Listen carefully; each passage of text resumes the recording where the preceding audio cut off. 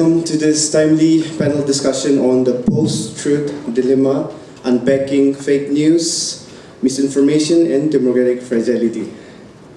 We live in an age where facts compete with emotions and truth often feels like a masquerade. With the rise of digital media and algorithm-driven platforms, fake news and misinformation circulates faster than ever before, shaping public opinion, fueling polarization, and sometimes even undermining the very pillars of democracy. What was seen as a foundation of civic life, trust in information, and now faces unprecedented crisis. This dilemma is not merely about false stories or misleading headlines. It is about erosion of common ground where citizens can agree on basic truths. When truth becomes negotiable and narratives are crafted not to inform, but to manipulate, democratic societies risk fragility, losing their credibility, ability to foster dialogue, accountability, and collective decision-making. Our discussion today will explore the heart of this challenge, that is, how do misinformation and fake news thrive in the post-truth climate? Why is democracy particularly vulnerable in such environments? And most importantly, what pathways exist from regulation and ethical journalism to digital literacy and civic engagement that might restore resilience to our democratic structures. I'm also delighted that we have with us a distinguished panel of thinkers, practitioners, and experts who will help us navigate these urgent questions. Together, let us critically unpack the post-truth dilemma and reflect on ways to re-anchor our societies in truth, trust, and democratic strength. To begin with, we shall now all stand for a college anthem.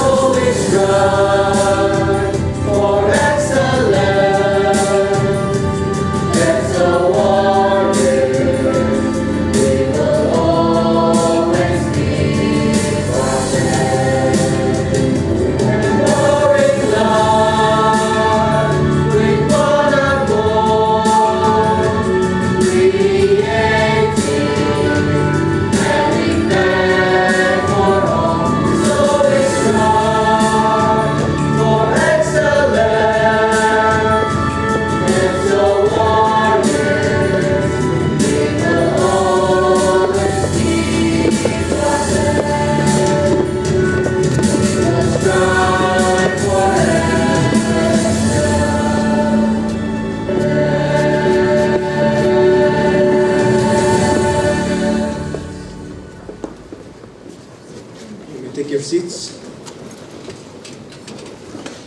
I now call upon Dr. Rosie Tep, Vice Principal, Tetso College, to address with the welcome note.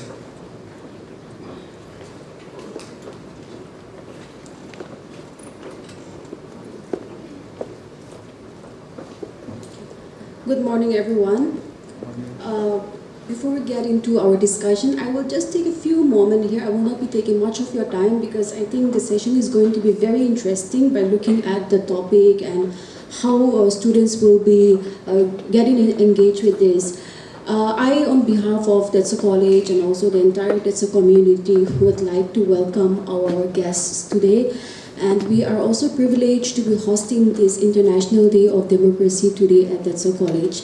By looking at the discussion, the panel discussion that has been framed as the post-truth dilemma, unpacking fake news, misinformation, and democratic fragility, I think this discussion is going to be great today. Looking at the panelists today, may I also welcome our panelists today, Mr. Samuel Beek, Senior Journalist, Nagaland Post. We have Ms. Akanjumla Longchar, Director, News and Administration, The Morning Express, and of course our very own faculty, Dr. Daniel Khan, Assistant Professor in Department of Political Science, which will be moderated by Dr. Van Lau from the Department of Mass Communication. To get this discussion forward, I am also looking ahead with most of the ideas that is coming from the student as well as the discussions that get larger with our panelists today. The topic in itself is interesting in this postmodern era. We are living in a postmodern world where there are so many questions, so many truths which remain fluid. I believe truth is fluid and not fixed in this postmodern world with the media that is encircling our life today. And with this, I feel the right group of students are gathered here from the Department of Political Science, Mass Communication, and also from English, which very much relate to your curriculum today. As we discussed on this, I believe the panelists today will share new ideas, new concepts, and helps you understand, navigate your life with the post-world, the post-truth that you will be facing ahead of you. And this is a very, as mentioned by our chairperson already, a timely discussion on how we take forward these ideas and how we navigate our life with what we believe today and what we see truth in our life today. And this discussion is very much going to help us ahead of how you question yourself or how you possess yourself today as you stand in the midst of people around you. With the life that we live, I believe our panelists here have so much to offer, and we are also very grateful for availing their time where they will have to stay till I think post noon, I believe. So I would request every one of us to engage in this discussion, make this discussion as a dialogue to understand the point of what or where you are at. And this topic, let's take this advantage of this topic of how we navigate life with this. The topic is very interesting, as you see it already, fake news, right? And then the post-truth which we all are dealing with in our everyday lives. So I wish everyone all the best, and also our panelists today for availing your time in spite of your busy schedule. I am sure we are also busy in our life, and you had to give your time for this, especially for the students. Your concern for the students are very much appreciated. So I look forward for a very good discussion ahead, and all the best. And also for my humble request to all the students to get yourself involved with this discussion, be a part of this. Ask questions as much as you can, because the topic is going to help you understand more about your lives. And I, as a faculty from the Department of English, I know that this is going to benefit the English students also, right? Because we discuss about the post-truth here. So I think this is going to be a very beneficial event, a very beneficial session for all of us. So all the best, and my best wishes to all the panelists here. Thank you.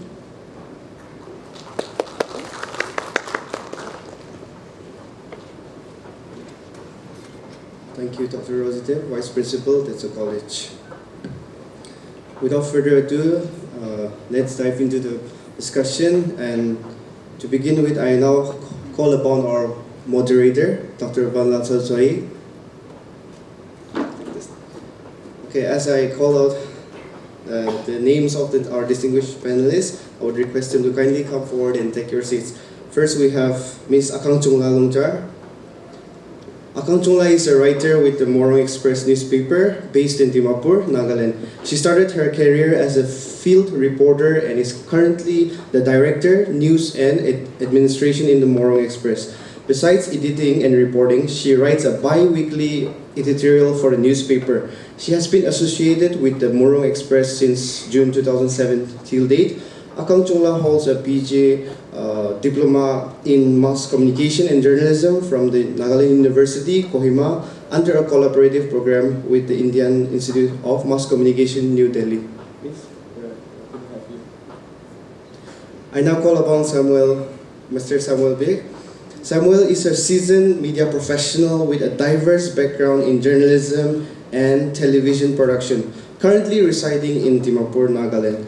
He previously held roles as an assistant producer at News 9 and producer at Willows TV's Bangalore office, where he was actively involved in content development, scripting, and production for both news and sports segments. Since May 2018, he has been consistently contributing to the Nagaland Post in Dimapur, maintaining a strong presence in regional journalism.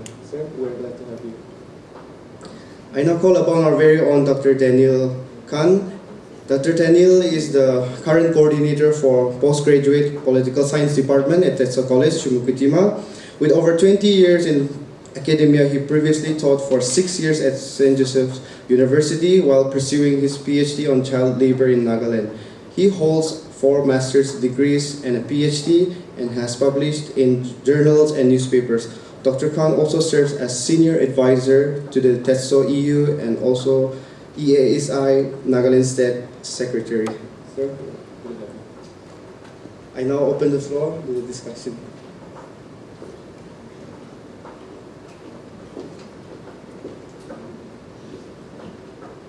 Thank you, Sir Akong. Good morning, ladies and gentlemen, and welcome to this panel discussion. It's an honor to be here sharing the stage with our esteemed panelists today, Ms. Akang, Sir Samuel, and Sir Daniel. Thank you once again for choosing to be with us today. We are grateful to have you all, and also we are eager to learn from you all. As we are observing the International Day of Democracy today, we will spend some time on a topic, the post-truth dilemma, unpacking fake news, misinformation, and democratic fragility. I believe that some of our students are new, right? So we have younger students, so I'll also get into few details, few basics for the sake of our younger students. The International Day of Democracy is celebrated around the world on 15 September every year.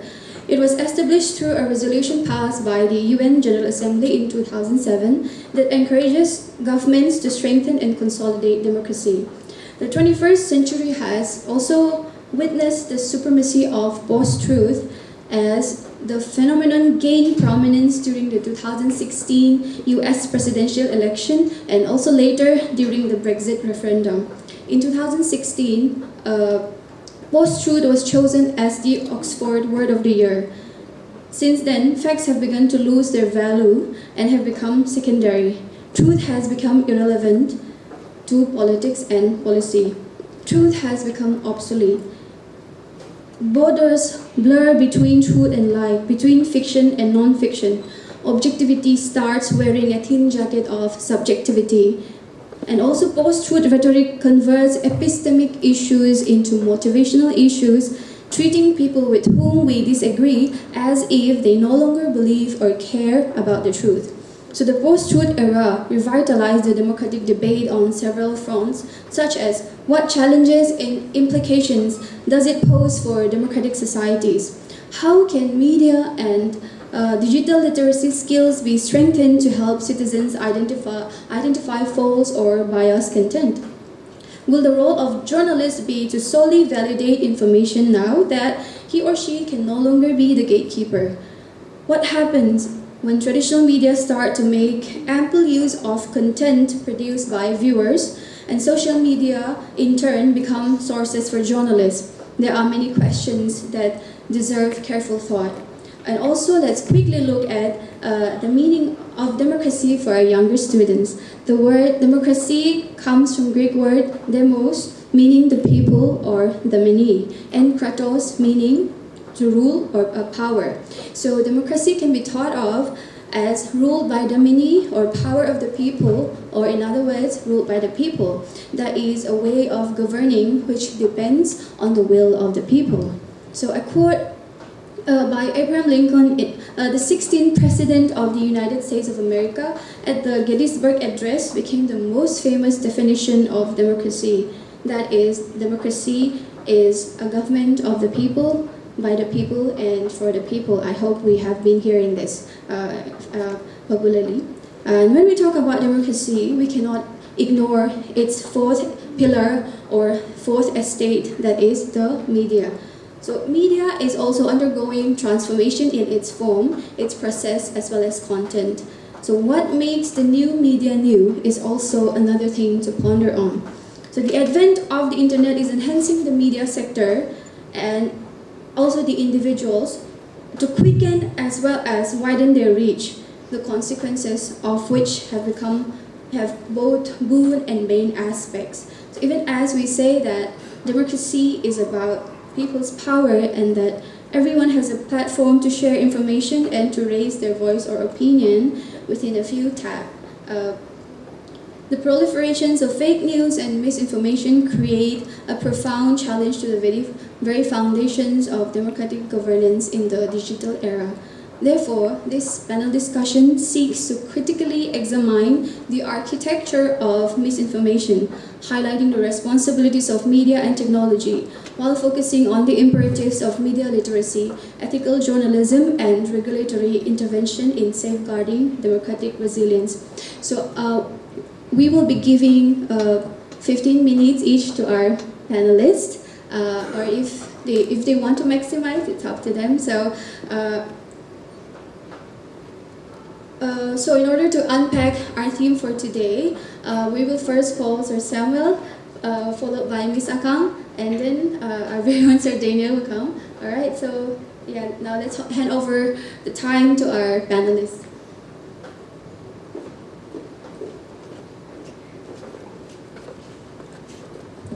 Good morning, everyone. Good morning, everyone. Sure. It's an absolute honor and privilege to be here in your midst today. This is not my first time. I've been here in the past on one occasion. I guess it was last year where I hosted an award show. This time around, I'm coming as a panelist. Now, before the session started, or the panel discussion session started, I was told by the moderator to keep it a little casual, okay? Because I'm speaking to students, not to get too technical or too academic, right? So when I speak today, I'm going to speak purely from my experience as a journalist, both as a television journalist first, and secondly, as a print journalist. As far as my introduction is concerned, I guess you've heard it over and over again. I wouldn't like to introduce myself again, but yes, I'd definitely like to thank the moderator for calling me and giving me the first opportunity to speak. Now, when I first started my career as a journalist, many of you will do so in a few years from now, it was about feeding my intellect and aptitude and the sense of contentment that the profession gave me. However, as I grew older and as I invested more time, and with the passage of years, I realized the dynamics underwent a sea change. Now, from trying to become a crusader for justice, much like many of you would like to become, here am I fighting fake news today. And it's just not once, twice, occasionally, it's almost every day. Now, in my battle against fake news as a journalist, first as a television journalist, and secondly as a journalist with the print media, I've attracted some supporters along the way, but I've largely become a villain. An irony, isn't it? You want to be called a villain? I consider myself a villain. Why? It was not because I took the wrong path, but because I took on an ecosystem, an industry thriving with IT cell, web portals, and a lot of money pumped in. That's what's happening today. Now, fake news is more than a menace. Thanks to the digital era we live in, the emergence of self-styled media outlets, and even online journalists with absolutely no checks, no accountability, no training, it has become like a cancer, full-blown cancer. And it is eating away at the very heart of democratic structures. It's no longer a ticking time bomb. The time bomb has exploded. Right? You often hear of ticking time bomb, isn't it? This bomb has exploded. Now, India ranks the highest in the world when it comes to risk of disinformation and misinformation according to World Economic Forum report, Global Risk. The report also states that the risk of disinformation and misinformation in the country is higher than that of infectious diseases, illicit economic activity, inequality of wealth and income, and even labor shortages. That's how serious it is. Now, apart from the misinformation and confusion, fake news has widened the existing divisions in the society and caused social unrest. It is primarily meant to benefit a manipulative few who will stoop to any depths to cling on to power. It is used to pit one religion, one group against the other, so that they can deceptively influence public opinion for political and economical gain. Now, this is for a selective few. Okay? Now, like most industries today, fake news is also an industry. Okay? Now, industries have peak season where there's more sales.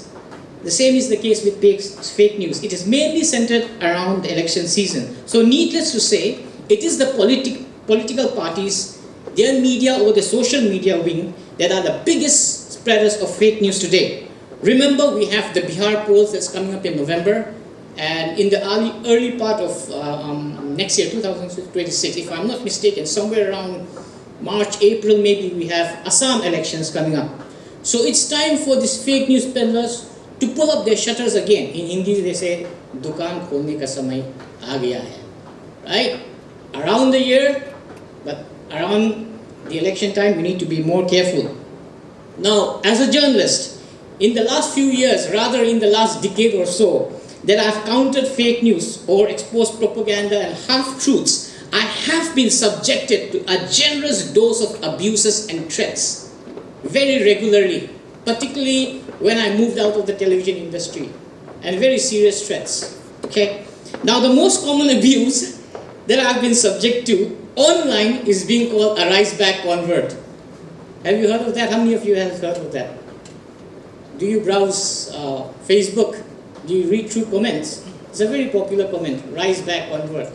The moment they see your name, you're a Christian, you don't agree, you challenge their view, you become a rise back convert.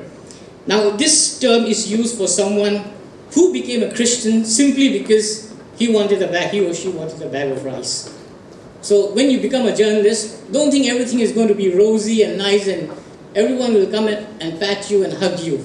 You're going to get some abuses, particularly when you stand for the truth. I'm talking to students today. Personally, as a citizen of India, I am entitled to my political preferences. All of us here have our political preferences, right? But as a journalist, I cannot allow it to taint my integrity, and I cannot allow it to skew my fair sense of judgment. My fingers, they should not quiver or they should not stop when it comes to typing on the keyboard, and when it comes to exposing both the ruling and both the opposition. I should not distinguish between them, right? I cannot trade my soul and my journalistic ethics for any kind of favor or gains. Karma has a funny way of catching up. You do not stay true to your profession, be sure karma has a funny way of biting you in the back. It will come sooner or later.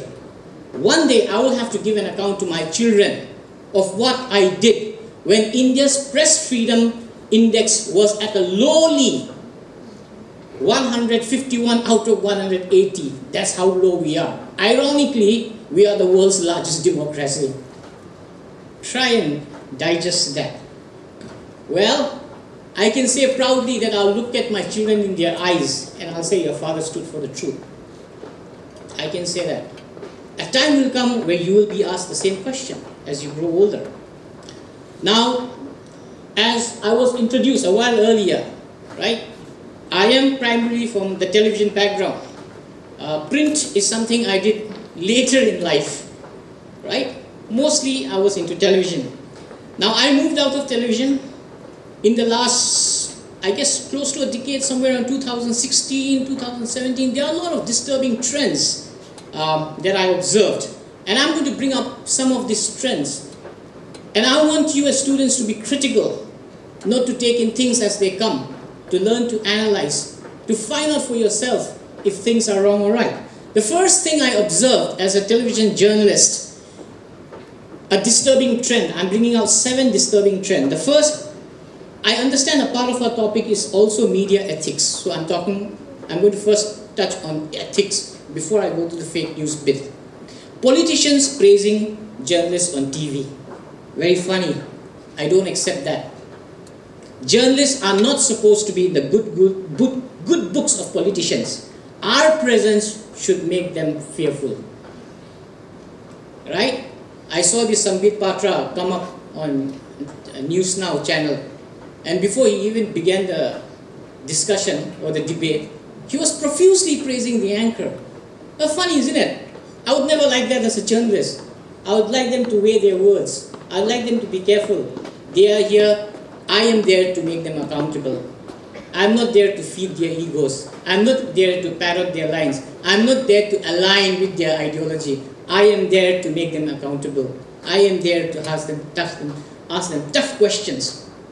The second disturbing trend I have found in television, I'm speaking mainly on television, okay? I think my next panelist will touch upon print bit, is the proximity of journalists with politicians. Of course, we can be friends, that's fine. There is the mutual respect, there is the admiration for one another, that's fine. But of late I've found the proximity is a little too close for my comfort. I mean, there's this one politician that died somewhere in the year 2017, and a journalist comes and says, he's my guiding light, right? He's my go-to man. I get all the news from him. As journalists, are you supposed to do that? Is that how journalism works? Think deeply. That's not how it works. That's not right. That's not ethical. You can be friends. You can have that mutual respect and admiration. Don't cross the line. Number 3, biased television anchors on primetime debates. Now, a moderator is supposed to guide, to moderate, to control, in a sense to give one party and the other party equal opportunities to vent their views. He or she is not supposed to take sides. Today, if you open your news channel, before the discussion even starts, there's a huge monologue, nearly 15 to 20 minutes. And the anchor is bringing his or her agenda, propaganda, narrative. He is no longer, moderating, but he or she is controlling the debate. And if there are voices of dissent that doesn't agree with his narrative or doesn't align with his narrative, these voices are shut down. And if there's another voice that is with the narrative, this voice is amplified. That's not debate. Unfortunately, in India, that's what our television channels have gone down to. I'm no longer part of television channels. And I don't watch television channels. I've not watched any television channel for 7 to 8 years. I find it as an affront, as an intellect, as an insult to my intellect and my fair sense of judgment. I'd rather sit, read, and do my own research and think fiercely and independently for myself. Number 4, there are a lot of vitriolic and hate-filled social media pages in social media today. The only agenda is to pull someone down. You scroll through Facebook, you know for yourself, there are so many pages. Why? Should they even exist in the first place?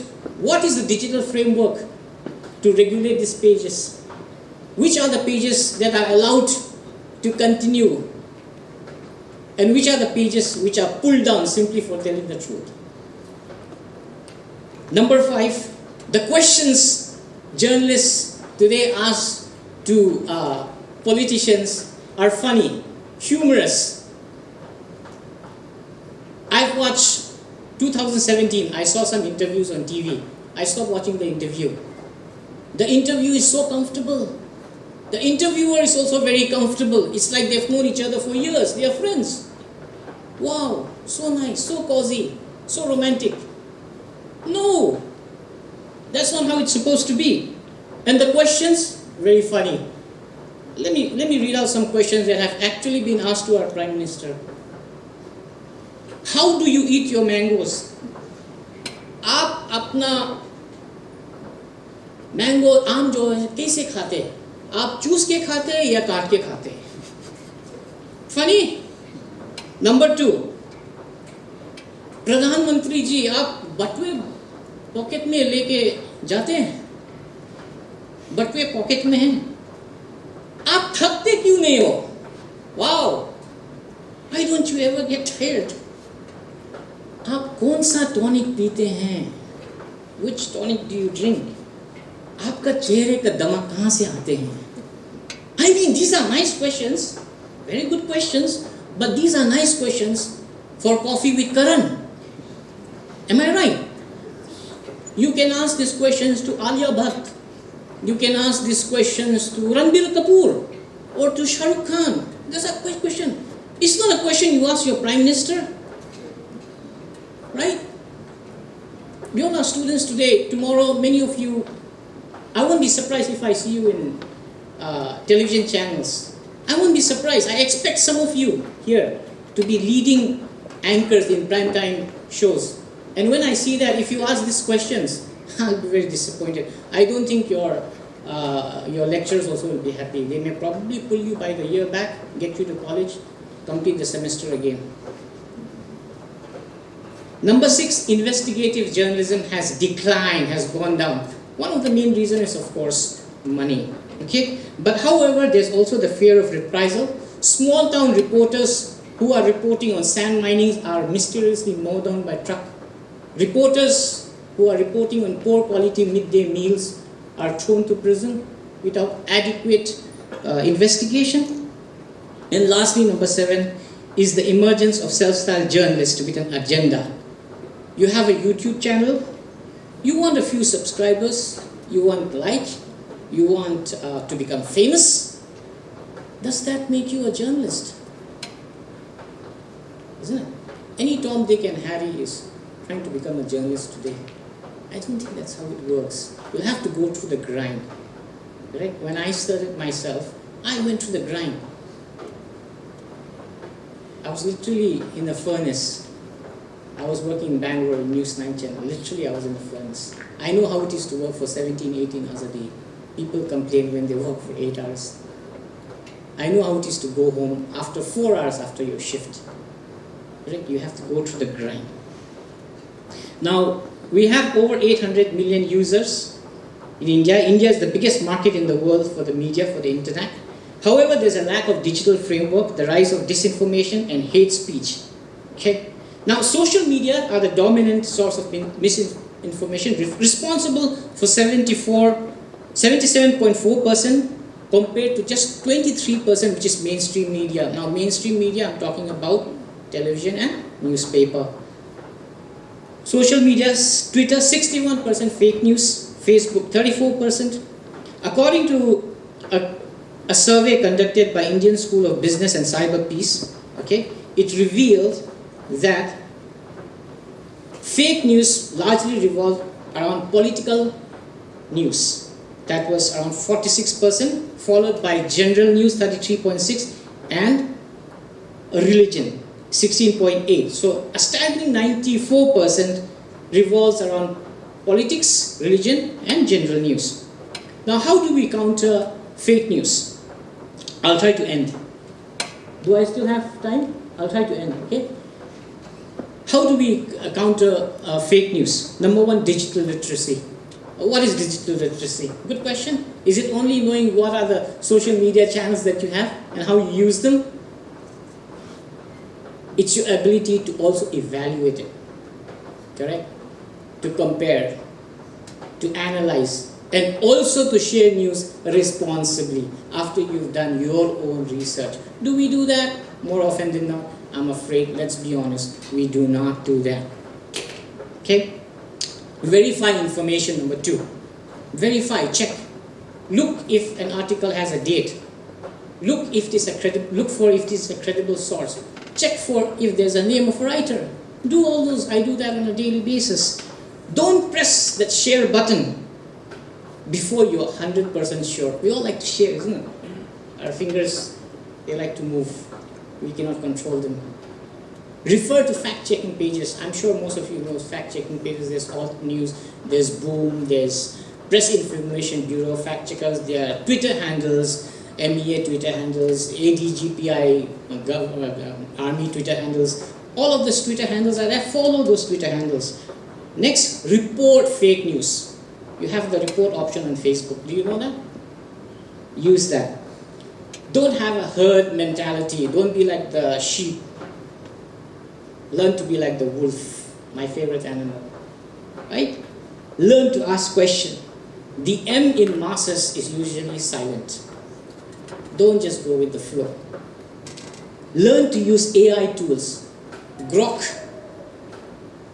does good fact checking. I don't know about ChatGPT, but Grok does the fact checking for you. Grok will tell you in your face. Now, what can we do to counter fake news? Now, our moderator today was speaking about 2016, the US election. Now, 2 years before the US election, Poland launched a fake news initiative. Okay? Now, this was multi-pronged, cross-sector approach. Why did they do so? Because it was around the same time where Russia had annexed Crimea and they were supporting rebels on the eastern side of Ukraine. And there was a lot of disinformation that was coming from Russia. So what did they do? They pushed in countering fake news at different level, at adult schools in the night where those who cannot read or write or those who haven't completed their education go. At that level, kids as young as 7 to 8 were also trained how to identify counter fake news. There were also debates held in schools about the European Union, about immigration, about whether Finland, whether Poland should join Russia and NATO and all of this. Now I will show you a picture I've bought. Now this is 2014. This is the time where the Modi Sarkar started. Correct? Now Finland is one of the most digital literate countries in the world. This is a picture of teenagers. Look at this picture carefully. There is the teacher speaking. They are a group in one side. There are 2 teenagers raising a hand. There's a girl who has a cell phone. It's a very casual, laid-back atmosphere. What are they doing? They are preparing for a debate on EU.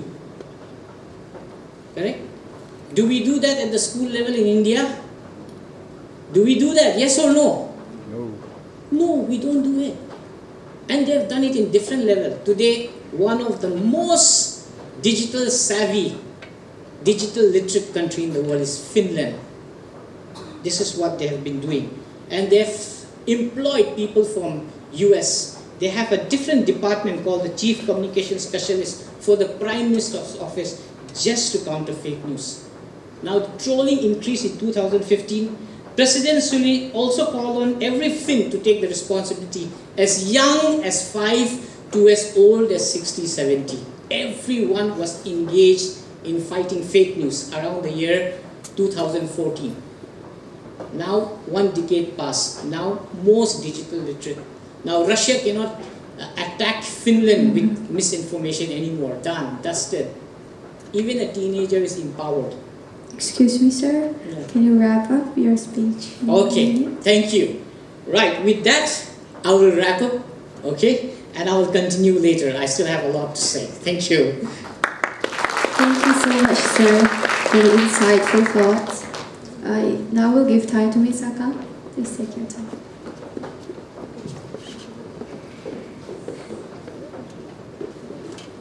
Good morning, everyone. Can I hear a louder response? Good morning, students. Morning, Miss. Okay. Can I see how many of you were there for the Morung dialogue the other day? Awesome. We were left with our jaw dropping with the questions that you were asking, and we were very happy to observe that students are thinking. And with that expectation and with that same hope, I'm standing here this morning to speak something about what I understand on the topic. We have students from English department, mass communication department, and political science. If any one of you are thinking, what am I doing here listening about truth, fake news, misinformation, then let me just give you a small, how do I say it? A story, or not a story, but just a line. I am a student of English honors. I did my master's in literature. I did my post-graduation in mass communication. And my political life, I believe I advocate for truth.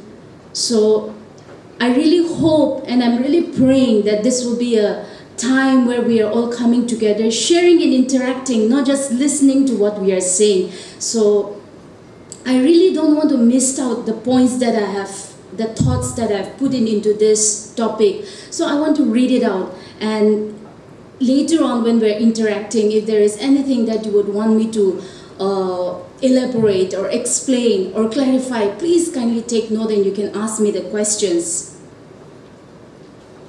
Post-truth, what are we talking about? Post-truth is not just a chronological period after truth, but an era where factual truth has become irrelevant. It poses key questions about whether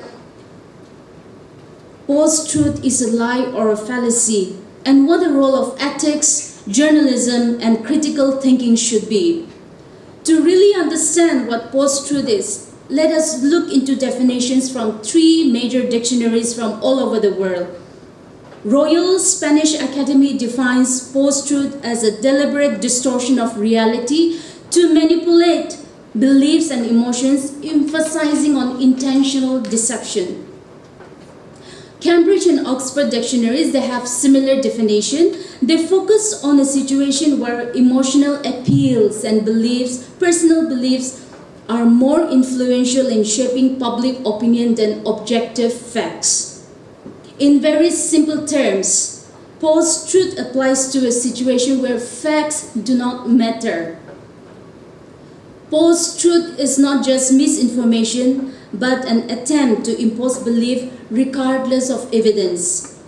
The modern danger of post-truth is amplified by social networks and digital culture. This environment decentralizes power, making it extensive, almost omnipresent, and creates a hyper-reality that continuously produces and reproduces post-truth, giving it new and complex functions. Post-truth and fake news are not just journalistic issues. They have profound consequences for ethics, politics, and daily decision-making. They affect everyone in their role as a citizen, a voter, professionals, and policymaker, threatening democratic coexistence and the common goal. There are 3 key factors that comes together to drive this trend. What are these 3? 1, changing citizen habit in accessing and using information. Number 2, social and economic polarization. Number 3, the persistent influence of technology on daily life. While lies and misinformation are not new, the digital era has given them unprecedented scale and influence, changing, almost establishing a post-truth institution.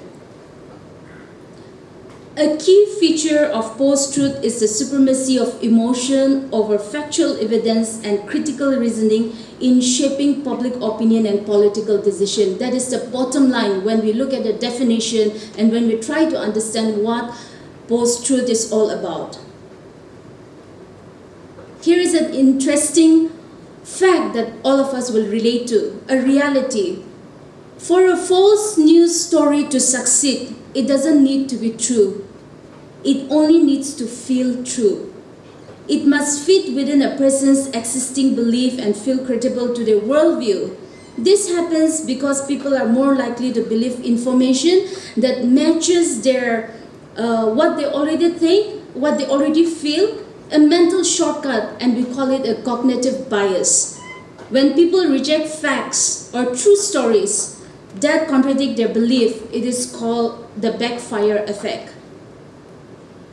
Social media makes this worse by allowing information, whether true or false, to spread quickly and emotionally.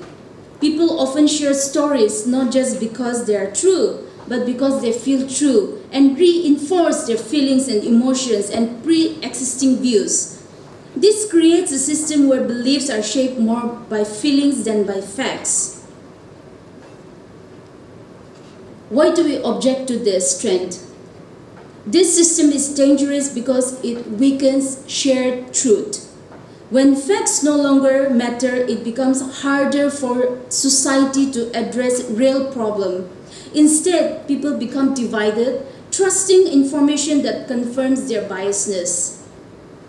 The result is a less informed public, weaker democracy, and a society that struggles to tell the truth from fiction. Journalism without ethics is not journalism at all. It becomes a propaganda and fiction. Spreading fake news and enabling a post-truth environment violates citizens' basic right of being informed.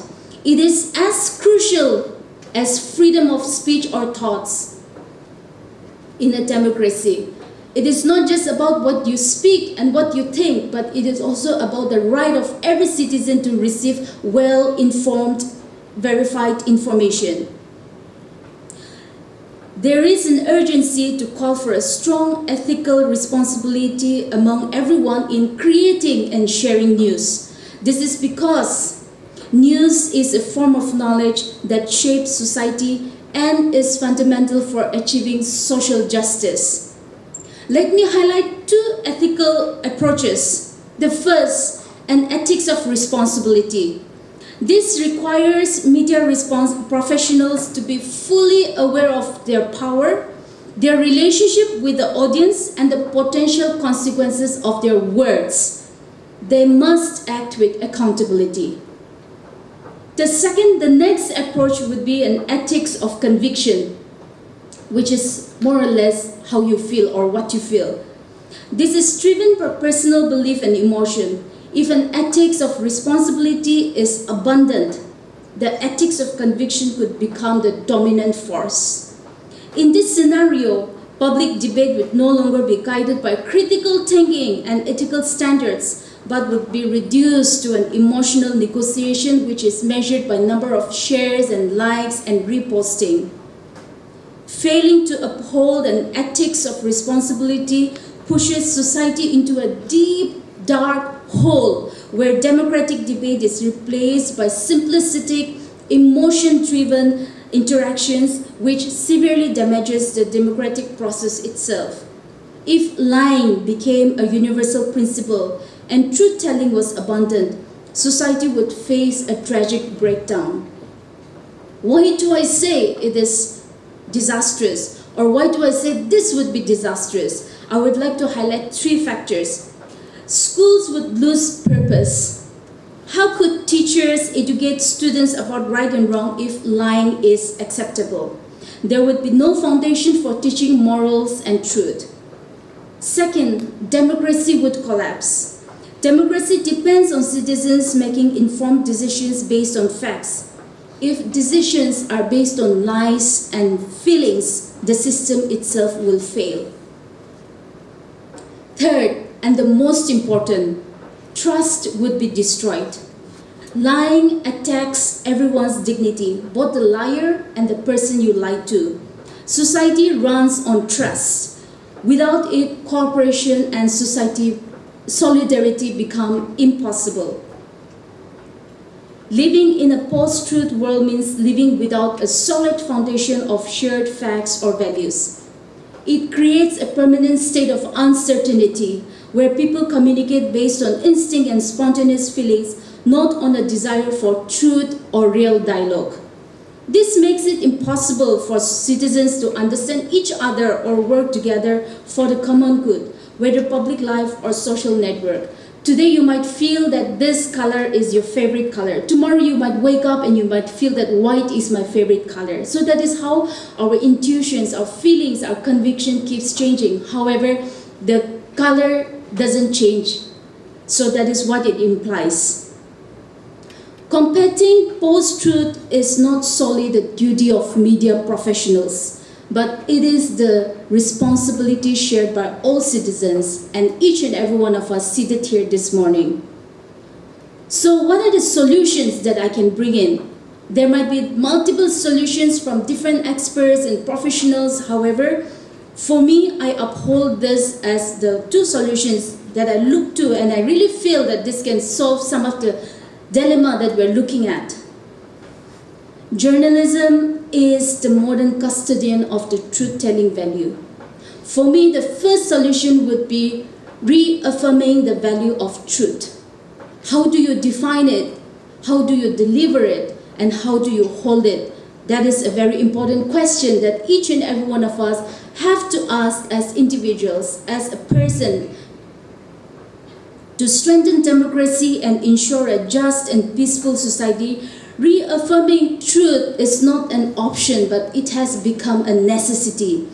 This reaffirmation must be a collective undertaking, a collective effort undertaken by each and every one of us. For journalists and media houses, this requires an unwavering commitment to ethics, doubling down to the core principles of verification, accuracy, fairness, and independence, while ensuring a clear distinction between opinions and facts and news. Journalists themselves should be actively engaged in educating the public on media literacy, teaching citizens how to identify credible news sources and spot misinformations. The second I would really want to emphasize on is the role of civil society and public. Your role is very vital. The public must actively demand and support critical journalism. The public must demand.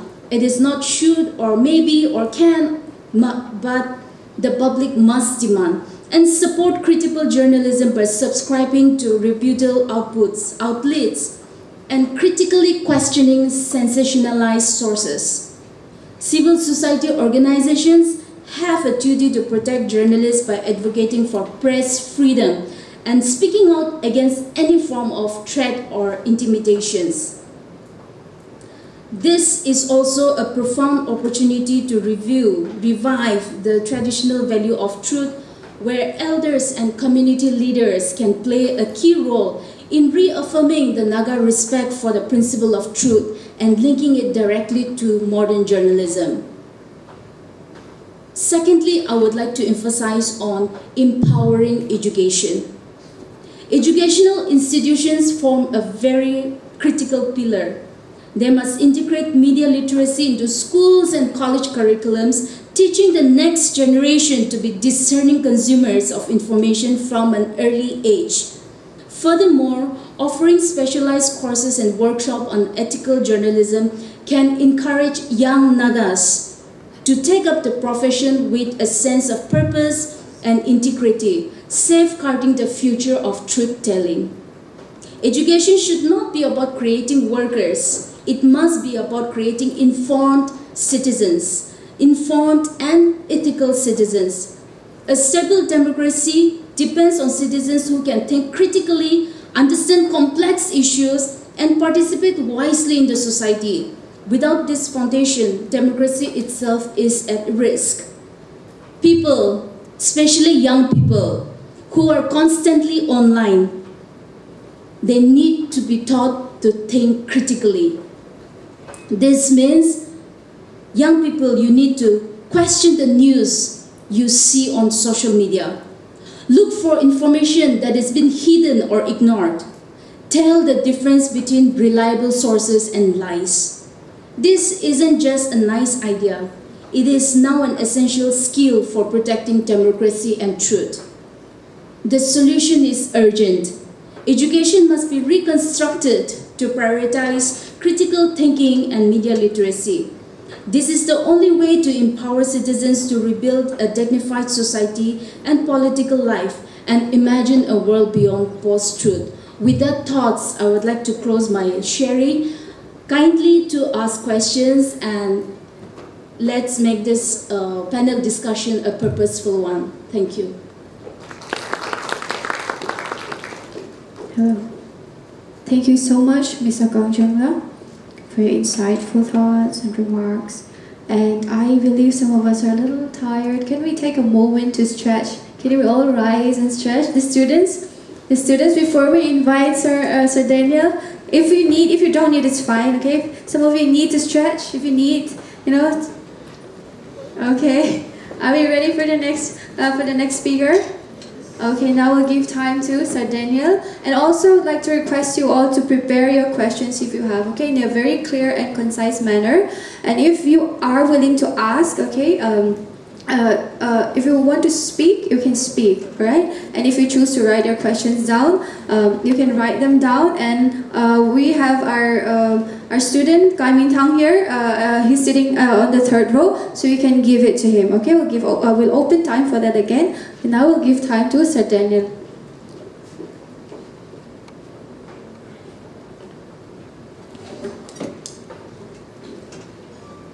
I'm really honored to be here.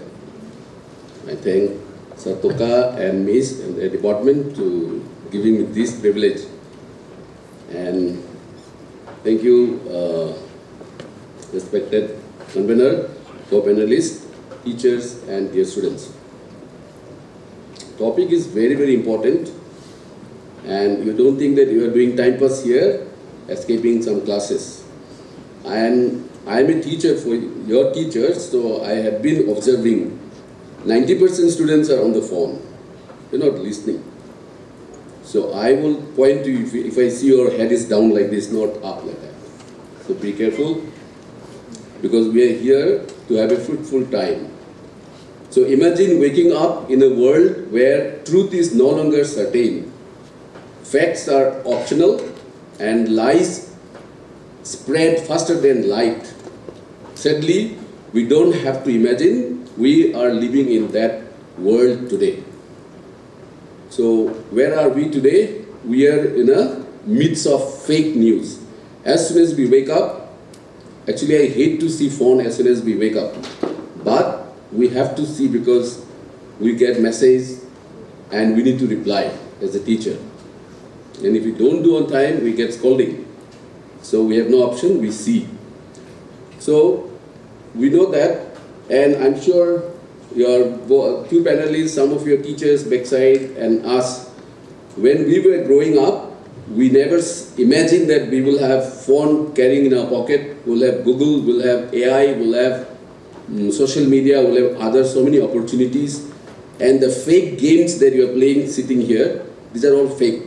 So you are bombarded, this generation is constantly bombarded with all these AI tools, social media, and all the false things that you are watching and wasting your time. That also very easy because instantly you can access. It takes just a second to just click, you get, because we have 5G today. And 5G is so dangerous for our health, as well as animals' health and even for the vegetation also. But we don't bother. So, during my time, I used to make line to take book from the library in our college. And I don't think I ever seen that situation anymore in our college here in Nagaland or anywhere. You don't need to make line anymore because hardly students go or you have the books in your phone. So we came out from that generation, right? So we have been observing and we are so fortunate that we are able to see all the changes. And we are also, by God's grace, we are very strong, as Sir was saying that from last 7 years he did not watch news. Me also, I did not recharge the TV, Tata Sky from last 4 years, more than 4 years. Because there's no use what we will see. This all, false are being providing to us. And Madam also said, right now the 4 or 5 important states, they're flooded and thousands people died and crores are, lost, we can see. But not a single media is showing this. They are only having debate, because I still see some of the headlines. They're only having debates on nonsense things which is not existing. Why Rahul Gandhi did like this? Why he did like this? Why he said like this? Those things aren't on the debate today. As soon as you open the TV, which is not required. What is happening? What are the problems we are having? We are having in our society that is not given to us. So we are in the midst of fake news, and we are in the midst of very dangerous time actually. And we know what happened in Nepal, right? Gen Z, right? G for zebra.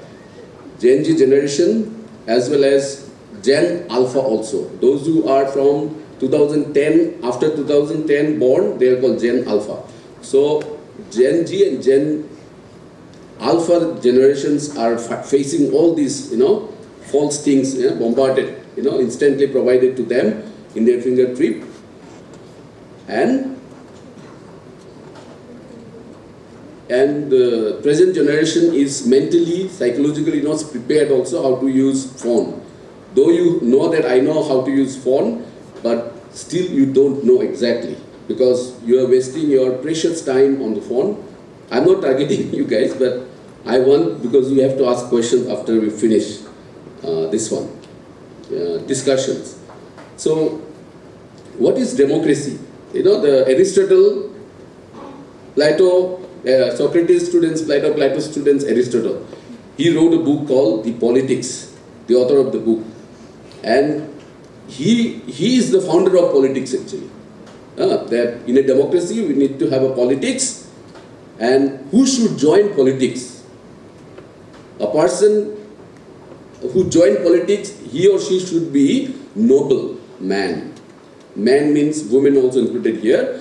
N-O-B-L-E, B for ball, okay? One is N-O-V-L-E, V for van, right? Not that V. It's B for ball. So noble man should join politics. Why? Because politics is something that you are no longer belong to yourself. You belong to public. Once you join politics, you have no life. 12 o'clock people come and ask you, you have to go to their place to solve their problem. You have no life. You can't even sleep also. Once you join in politics, so you need to be someone that you are completely ethical and noble man. Should join politics.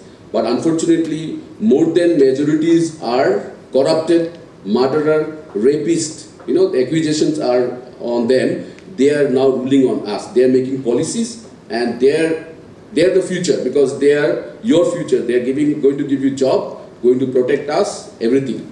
So such people are in politics right now. So what Aristotle has given the definition is not following anymore. But yes, we can say that some of the leaders, maybe out of 100 or 1,000, 1 or 2 leaders, still they're faithful, they're ethical, and they're morally very strong. So what is democracy? Democracy, as Madam also was saying, that with the people, by the people, for the people. So democracy cannot survive without the support of the public. Without us, without our contributions, without our support, without we take part in the democracy cannot survive. So, as an individual, as a citizen of our country, we need to take part in democracy sincerely.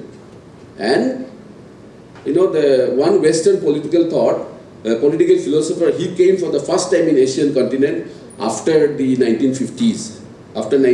After Second World War, after United Nations was formed, he came. His name is Lucian Pye, P-Y-E, Lucian Pye. What did he say about the Asian continent? Asian means we are also involved, right? He said that Asian people are completely divided on the basis of their caste, color, religions. they are very, very orthodox. So such people are also very dangerous for democracy. So are we giving vote on the basis of my tribe, my title, my friend, in spite of knowing that he or she is very bad fellow, corrupted fellow? Are we voting like that based on our feelings, or we are voting above, leaving everything with our with our ethical and moral value? We are deciding, thinking that our future is not safe in this fellow's hand. Though he is my tribe, I should pick somebody who is better than him, though he is not belong to my tribe. Are you doing this, or you are just giving power to same person again and again and again and again? So we have to think this, because in a democracy, we choose the government. We elect the government by our own vote.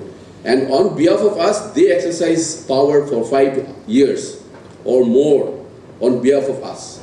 And we cannot do anything once they start exercising power on us. So unfortunately, the present government, I'm not targeting anything, I'm just telling the exact thing. RTI, Right to Information Act was brought by UPA government, Congress-led government. As soon as Modi government came, RTI means, suppose I am an education minister of India. So I had sanctioned, say, 2,000 crore rupees for developing of the education system in India. And you are the citizen of India. And you feel that money came to your place and I did not spend money to your place. Your money I did not spend. I kept it with me, with my team, I cheated. So you can file case against me, not against me, but against my department, to know that how much money was in this one given to you, to your locality, and how much I used for that, your locality purpose. So, crystal clear report will come, and that time I will be in trouble, right? As a minister, because I will not provide the information, but my team will provide. And it is right to information is our fundamental rights. We need to get information. So BJP twisted that as soon as they came to power. They twisted. They said it is not good for the nation. So how many people have written, or how many people have agitated? No one has agitated. Even the opposition party also did not agitate much, because they said that when we will come to power, we'll also can cheat. So like that, so they did not do. So there are hundreds and thousands of fake things are going on, and we are not aware. So in a democracy, if you want to run democracy successfully, every one of us need to be aware, and every one of us need to be informed. Informed, we have to, we should not just waste time on the phone. We have to listen to the news regularly. We have to have opinion on every single things. And suppose something has happened, and you just heard, okay, something happened, and then you're not bothered about how it has solved. You're not even regularly watching to know, because you need to create a perspective towards about that government. So you're not preparing any perspective, nothing. And because you are not informed, you are not an informed and aware government, aware citizens. You are not smart citizen. So if we are not smart as a citizen, we will never get anything. We can never expect and never get anything good from our government also. So democracy cannot survive where there is no smart or informed or aware citizens, like Western world, right? All of us will love Western world and dream to go to Western world and take citizenship and stay there, right? Because they are informed. They ask questions directly to the president or the prime ministers. But we can't, because government has twisted so many things. We don't have much time. Let me tell you, it is very, very hurting, because I am a teacher and I studied my career, my education life from government schools, from Bengali medium in Assam, Bengali. Okay? My school was so pathetic. Now only they made it nice, so I took picture. We are not using, otherwise I showed my first starting school where I studied. It was so bad. But teachers were very good. Then I studied everything in government schools, all my MA, everything. Only PhD I did in St. Joseph University, and I paid so much money, almost 4 lakhs something, because fees was very high. Anyway, so it was paining, no, it was hurting me, because I paying so much. Anyway, what is happening since 2014 to till now, it is 11 years only, right? BJP is ruling in India. So 11 lakhs 700 7,100 schools were there, 2014. Right now we have 10,17,660 schools, which means 1,09,340 schools has been closed. And 120 schools are closed, government schools, I'm talking about government schools, closed in Nagaland also. So which means, what is the use of having government if they cannot maintain the government schools, if cannot develop government schools, if they cannot make laws and make bound to the teachers who got job to go and teach every day in the schools? What is the use of government then? That means there is no police, there is no army, there is no system. Government cannot even correct one teacher also, just imagine. Government cannot take action on teacher, which is why government is giving excuse that teachers are going or teachers are not going, students are not coming. So only 10 to 15% or 20% Nagas, means your parents having government job. 80% depends on agriculture. So that means your parents are wasting their life, they never dream to go out of Nagaland. They're always in the village. They're making their blood into water and pouring money for you. And that also in private schools. Why should you study in private schools? Why not in government schools? Right? Why should you spend money so much? And how much money you're spending? You're not asking. Why should government close? The government of Nagaland also following the style of the other. And you know what? They close mostly from Madhya Pradesh, Odisha, Gujarat, Bihar, Uttar Pradesh, the Hindi heartland, most of the 99% schools from those areas. That means they are not capable of sending their children to the school, private school also. Those heartlands are, they visited maybe those areas. The poorest people are living that area. They cannot afford private schools. And private schools are also very costly. That means only 20% children will study in government schools and good schools, the bureaucrats' children, and they will come to power again and again and again and again. And youth, 80% students don't dream about power, don't ask questions, don't bother about good education also. Nobody is asking any questions, nothing, all quiet. Opposition party asks questions, but their mainland India, medias, they don't show anything in the mainland India. Nobody knows. Now what is going on here, if it is not spread through the mainland India channels, then none of them can know also, right? Only YouTube or social media, small channels cannot spread this news to 140 crore people. So our country is going towards the very dark or challenging time, and we are going to face that challenge. And who your children's and future generation is going to face. Everything will become privatization. So why should they have government? And so it is all democracy we need. So the government is now dividing the people. The best way is to divide and let the people do not ask any question to government is make isms, tribalisms, right? Manipur has been divided between two tribes. Nagas are also almost divided actually, right? Then mainland India, Hindu Muslims. Yesterday in the train, one fellow. Excuse me, sir. Can you please find out? Yeah. So one fellow in the train in Orissa, he beat a woman in the train. Okay, he took his shirt out and raising and saying that who can beat me? Okay, and he beat Muslim woman actually, and he's a Hindu guy. Police came, railway police did not take any actions, took him to another compartment. Same train, different compartments. Finished. Case is finished.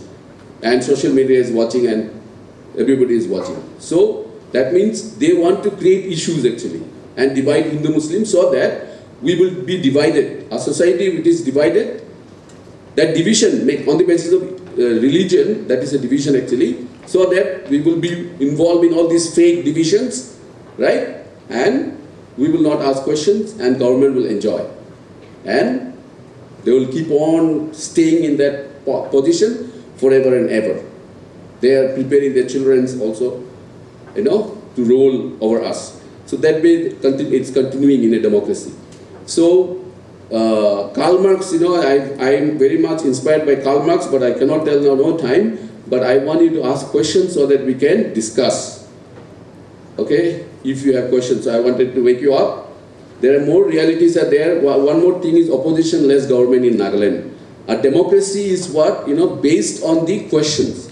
Democracy need to be guarded by us. Democracy need to be guarded by us. So the India borrowed this parliamentary system. Majority party will be government, second majority will be opposition. So what is the role of opposition? All of us we know that they need to point questions, they need to check and balance the government, right? And government each and every activities. Whereas in Nagaland, this is the fourth time, third time, fourth time. 64, 2015, 2001 and 2023 onwards, no opposition party. So if there is no opposition party, who will ask questions to government on behalf of the public? Nobody. So which is very, very dangerous. So we are living in such kind of society and our government is behaving like this. So as a student, we have to think, okay? And we should not just waste time, okay? We have to be constructive and we have to be aware about what is happening in our society. Thank you.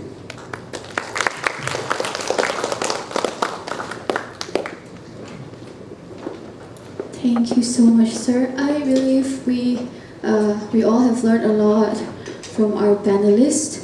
Now we will open the floor for questions and answers. Let me add a few points. Being the fourth pillar of democracy, as some of us in our class, we have learned that the media is the fourth pillar of democracy along with the legislature, the executive and the judiciary. We can see from our panelists' thoughts and words that it is very important that not just the media organization but also the people, right, the public, us, right, we have to be informed and be educated and be illiterate about, let's say digital media and media itself, right? So there are lots of things to take away from our panelists' talk. And yeah, some writers have also referred to citizen journalism as the fifth pillar, right? We have media as the fourth pillar and we have citizen journalism as the fifth pillar of democracy. So as citizen journalists, right, we all can be, one of those citizen journalists. So we need to learn, right? We need to educate ourselves and be prepared. Even as we are no longer, the only consumers, right? Henry Jenkins in his word participatory culture, and when he talks about participatory culture, he added that people are no longer consumers, right? Consumers of information, but we become prosumers, where we become both producers and consumers, right? So we are, becoming that prosumers. So we need to be very careful in the way we handle our social media, right? In every platform, we need to be careful. So let me highlight a few more points. The differences between misinformation, disinformation, and malinformation, our panelists have also pointed out. So this misinformation refers to false information that is not intended to cause harm. And also disinformation refers to false information that is intended to manipulate, cause damage, and guide people, organizations, and countries in the wrong direction. And also we have malinformation that refers to information that stems from the truth, okay? That stems from the truth or facts, but it's often exaggerated in a way that it misleads and causes potential harm. Okay, so let us also remember the differences of these terminologies as well. Okay, with that, we'll open the floor for discussion. If any of you have questions, please feel free to raise your questions. Okay, try to be concise, okay? And clear. So do we have any questions?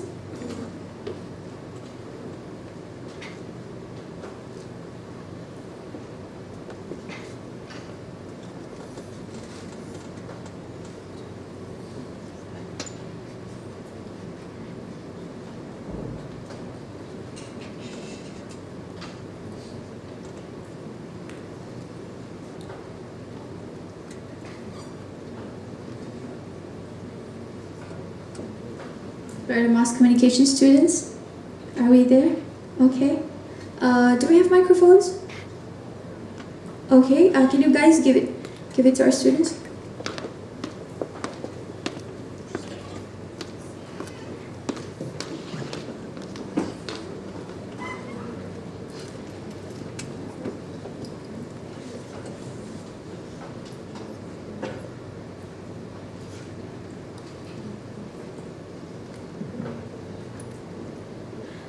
Good morning, respected panelists. I'm Marla Pungan from Mass Communication Department, third semester. My question is open to any of the panelists. So we all know sensationalism is the exaggeration of news, which sometimes may contain fake news. But can sensationalism have a positive purpose? And if it does, then how can we interpret it?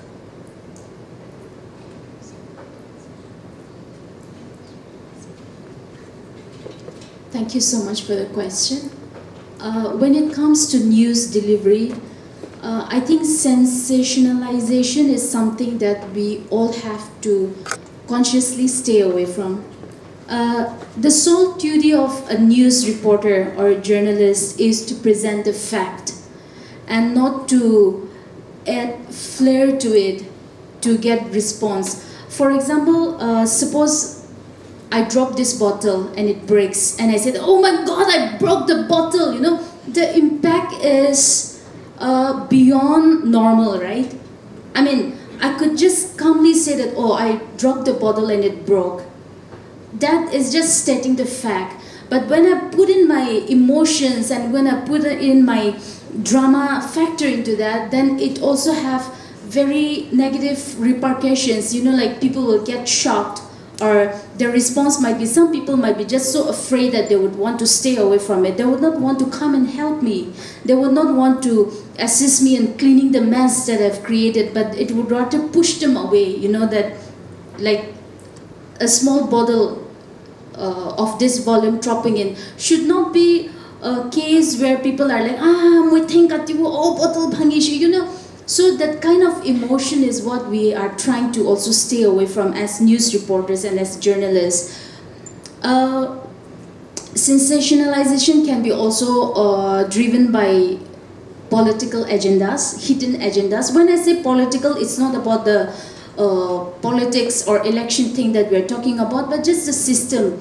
For example, I can cite a recent incident where one of our friend was publicly rebuked by a public leader, and so all the media houses we reported on that because that was concerning the welfare and protection of media fraternity.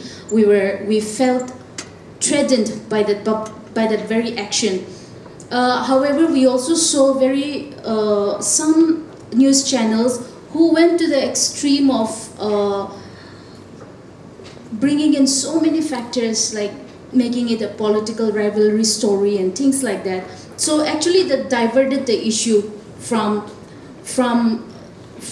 you know, making it about the protection of press freedom and about making it about protecting the freedom of speech and expression. It diverted the issue into something else, and it became a story about one politician versus another politician. So for me, I would personally stand very firm on this, that sensationalization should be out of the newsroom. Thank you. Okay, as a journalist, when you have done your homework and your intentions are clear, right? The plain news can make a devastating impact. You do not need to shout, you do not need to scream, you don't need to thump your chest. You can just state the fact as it is. Now there is this journalist in Sky News who I've been following close, somewhere in the month of May or June, I can't remember her name, but she cornered the Pakistanis very badly without any screaming, right? She got the minister and said, hey, you know, you said you don't have terror camps, but your earlier prime minister, your generals, they said you've had terror camps within your country and you have supported as a part of your state policy. Simple as that. She just brought up the facts, correct? So when you do your homework, when your facts are true, when you've researched on a topic, you don't need to sensationalize, correct? Now, before I give the next speaker a chance, I'm going to play a small clip here, okay? And I'm going to tell you how funny and how ugly sensationalism can look like. So let me quickly play this clip, and don't laugh.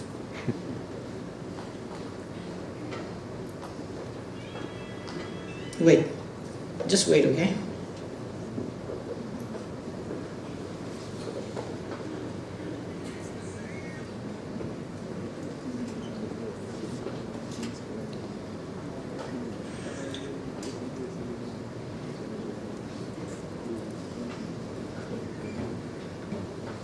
give me a quick minute, okay? I want to show you this, okay?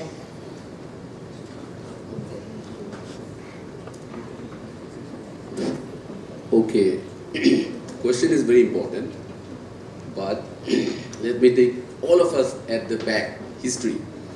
You know that fake news is as old as human civilization. Fake news is as old as human civilization. Don't think that fake news is only at this moment or this century we have fake news. No. Fake news was there when God created Adam and Eve also. So, at that time, we do not have electronic media or social media, so fake news was not spreading. Now if I say something here, it will be viral all over the world, right? But those times there was no such fake news. So I just want to say that both of them are journalists. You know, you should ask more questions because they also write in their newspaper, but how many times they investigate that information is true or not? How many times they verify, ask those questions? Because I know that even I also share so many things, you know. So do I verify or not? Like you see, when Adam and Eve was there, the Lucifer came to Eve, asked that you eat fruit from this tree, you will become like God. And she has eaten. She should have waited, right? And say, okay, go ahead. I'll let the Lord come today, the Father, I'll ask him whether I should eat fruit from this tree or not, right? She should have done that, right? She should have verified it. She did not verify it. And she said, okay, I'll eat this. The fake news. And then now sin came to this world. So likewise, one small mistake can spark the whole forest, right? So like this fake news is very, very dangerous. And present the generation is, you know, is easily targeted and victimized also. Last year or maybe this year at the beginning, I think, or last year, one of our students also was having the same problem, one girl. Okay, so likewise even in our college also. So that boy need to apologize. Otherwise he's supposed to have 3 years or something years jail, right? I have the slide here to tell you all these articles and all, what are the punishments are there. But I did not go through the subject because we want to enjoy all of this. So you can go through all these things by yourself. So what I want to say that before you circulate or before you think that this is true news, verify it several times. Otherwise people will laugh at you and because of you the whole family will suffer also. Yeah. Okay. I tried to get the video, I could get it. And I'll play it on the mic. Listen carefully and I'll ask you a question and let's see what of you, if you can answer me what's wrong with this. Okay, this is sensational. Now yesterday night there was this cricket match. There was this cricket match between India and Pakistan, isn't it? Asia Cup T20. I'm sure the Thai folks just exposed me before this. Now no sooner the match started, there was another match that was happening in the television studio, and a really comical one. Okay, I'm going to try and raise the.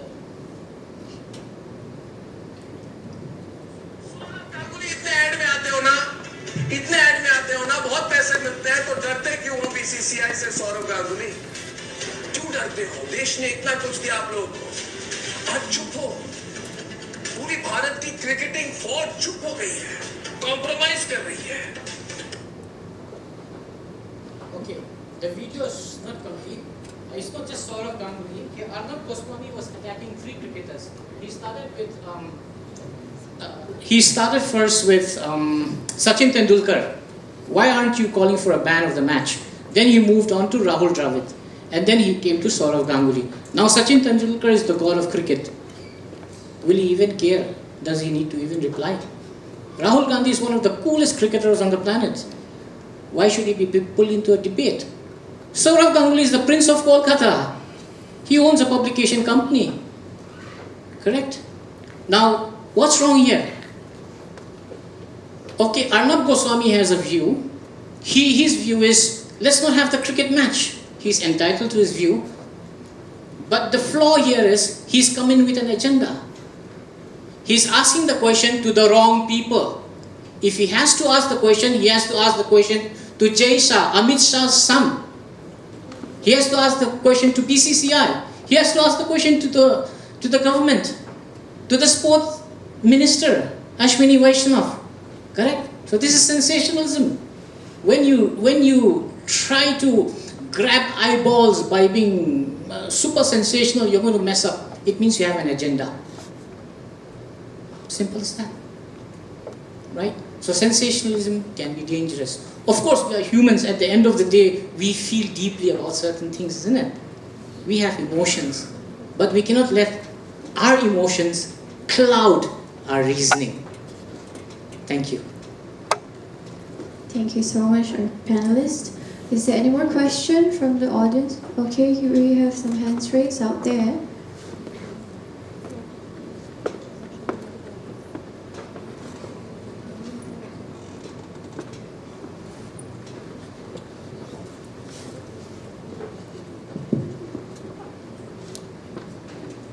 This is open to all the panelists.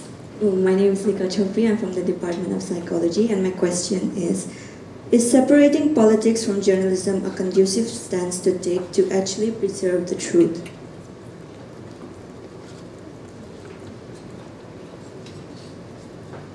Hello. Politics is something that is required for a very smooth functioning of the society. We need politics in every aspect of our life.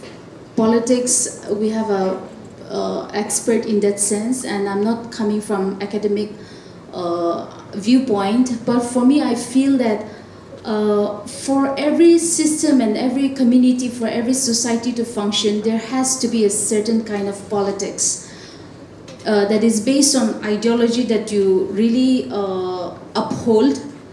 For example, in our Naga society, in our Naga community, we have this politics of having we have different ways of ruling the village system, right? And it all goes back, we all go back to that system ultimately. We might be part of a bigger politics system when we are in the town and cities, but when we go back to that politics system. And when we go back to that, we feel that we are fitted in. That is where we belong to, that is how we feel, right?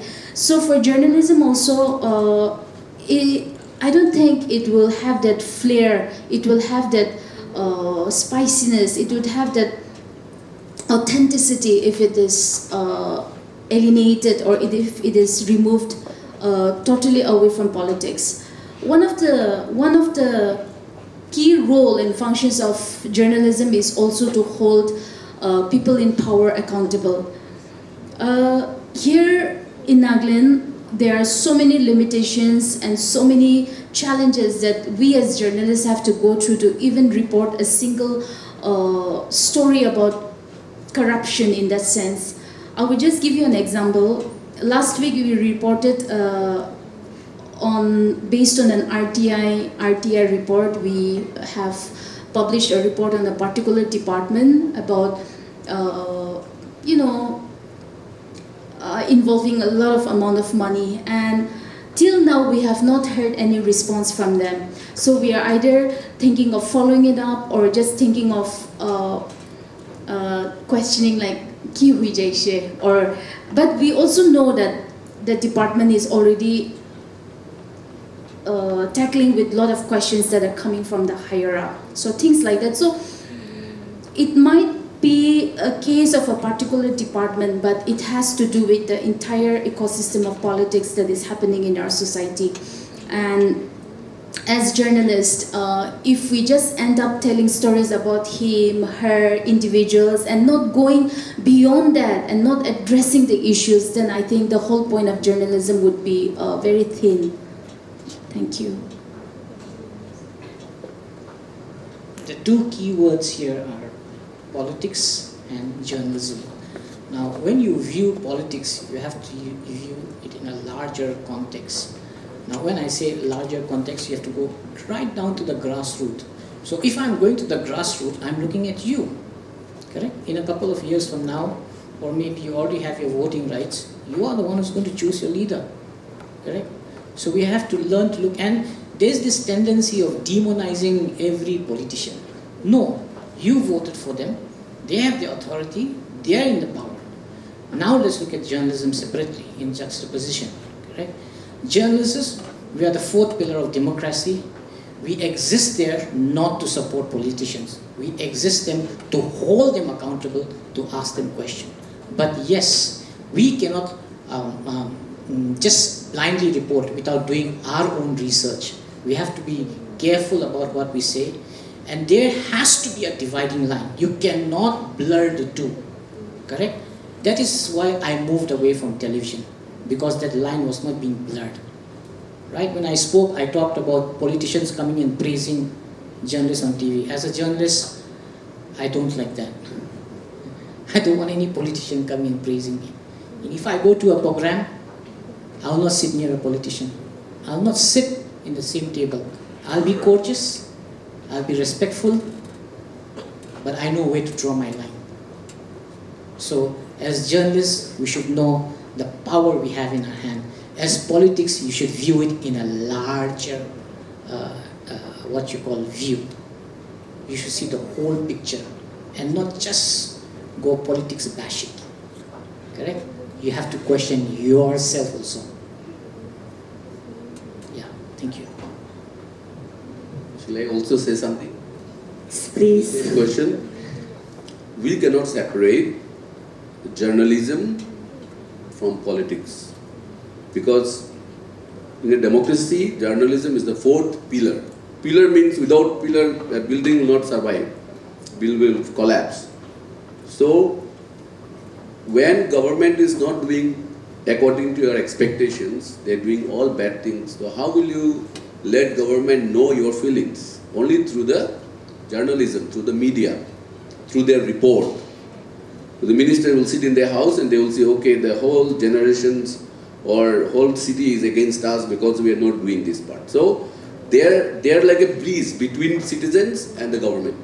So we cannot separate journalism from the politics. Okay? Because they are our voice actually. If it is a true journalism, then it is our voice. But if it is a fake journalism, then the journalism is a curse also. Okay? Actually, sorry, I don't think I phrased my question correctly. What I meant to ask was, as a journalist, it's very important to take a neutral stance, right? But sometimes there are certain reports and news that come out that leans towards one political ideology over the next. So what I meant to ask was, in that regard, how correct is it to take a politically neutral stance when the report itself is leaning towards some other ideology?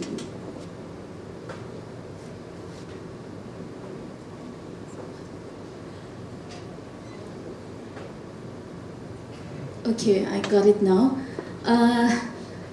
For us, I'll just give a basic example. For us, if today Congress has issued a statement or there is a press conference from Congress and they are stating some very important issues and we are putting it up on front page, for example, the next day if another party is countering that statement and they are also stating their ideology, we make sure that we are also highlighting that on front page. We're not putting it somewhere behind because it is coming a day later. And if that paper war, we call it paper war, where one political party will say something, another party will say something, they keep refuting, clarifying, rejoinder after counter rejoinders, that we put it in the inside pages and we make sure that if today we are carrying one political party statement, then the next day if anything comes from them, then we are not missing that out. We don't want to be seen as pro towards Congress or NTTP or NPF or whatever political party it is, but that is how we balanced out it's our way of balancing the news. When it comes to ideology, we don't subscribe to any ideology of the political parties. That is their views and opinions. However, we are guided by the Press Council of India guidelines, and there are certain things that we need to filter out. If it is going to entice violence or hate or personal attacks, then as accountable media house, it is our responsibility to make sure that we are not putting that up for public consumption. It might be there in social media and it might go viral and things like that, but as an ethical practicing journalism media house, we would not intentionally put in any statement that is coming with personal attacks or might entice violence or communal differences in that way. So yeah, those are some basic things that we try to apply in order to balance the political parties' views and ideologies. Does that answer your question? Okay, maybe in a few years from now, some of you will be working in newspapers. You will be filing reports yourself. You will be attending press conferences. You will be speaking to different people. Now, how do we, the scope for diluting a story with, by trying to lean to one side, the left or the right, is eliminated when you attribute it to the person speaking it. So when I write a news, I said Mr. So-and-so of such political party said, I quote. Correct? So I keep on attributing it. When I attribute that news, I'm just stating the fact. But when I start giving my opinion, when I start feeling, that's going to happen. So don't give your opinion. State the facts simple. Attribute it to the person who's speaking. Now the BJP has the right to attack the Congress. You cannot stop them. Similarly, the Congress will attack. But as a journalist, you should be very intelligent when you write your reports or when you speak. Intelligence, being smart, being crafty, right? Protect yourself. To me, koi share. Next day, they cannot come and say to me, Samuel, you said this. No, I didn't say it. That politician said it. I'm safe. Right?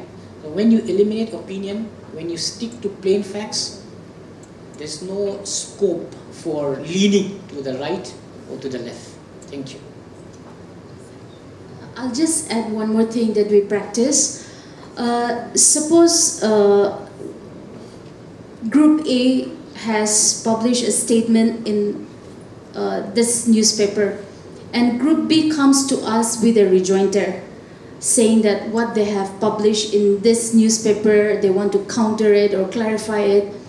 We refuse to publish that kind of statement. We have a standard policy where we say that if any statement has not been originally published in our newspaper, then we do not respond or we do not publish the counter clarification. That way, the media houses are also able to maintain a very cordial relationship. Suppose Nagaland Post publishes something and the party comes to Murong and says that, oh, Nagaland Post yung Tuhanbar rejoinder olay diwi. When we do that, then the solidarity that we share with each other as media houses, that has been threatened. So I'm very proud to say that at least print media, we have reached that standard where we are able to uphold each other, encourage each other in that sense. But in the recent news outlets, you will see that one channel is publishing one report. The other channel will go to the other party and they will get the response for this. And that is how now the media houses are being used to counter each other. So that is not a good practice. That is not going to bring to a place where we will have a cordial understanding or, sort out and have a healthy dialogue. That will only add fuel to the fire and, keep the issue burning and becoming from bad to worse kind of situation. So it all comes down to how consciously you are also taking yourself as a journalist, and that doesn't come from individuals, but that also comes from the top to the bottom, like the editor, the publisher, the entire team in the news team. They should subscribe to the idea that, oh, this is the ideology, this is the guideline that we would want to follow, and I think that is very important. It might seem like a very small step that we are taking, but I'm also very confident that that also helps down to sober down a lot of issues. So yeah.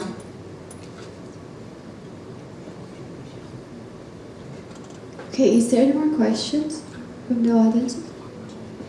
We'll take the last one or two questions and we'll wind up our session. Is there any more question? I think we're expecting more questions from the Muscom students. Is that so? Okay. Can you give the microphone here?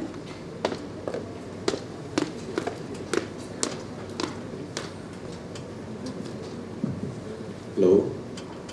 A very good morning to one and all. My name is Vimit Yo from first semester Department of Mass Communication. And my question is open to any one of the panelists. As you know, in Nagaland, there are powerful individuals or groups who can influence media narratives to protect their interests. So how can ordinary citizens hold them accountable without risking social or political backlashes? Thank you.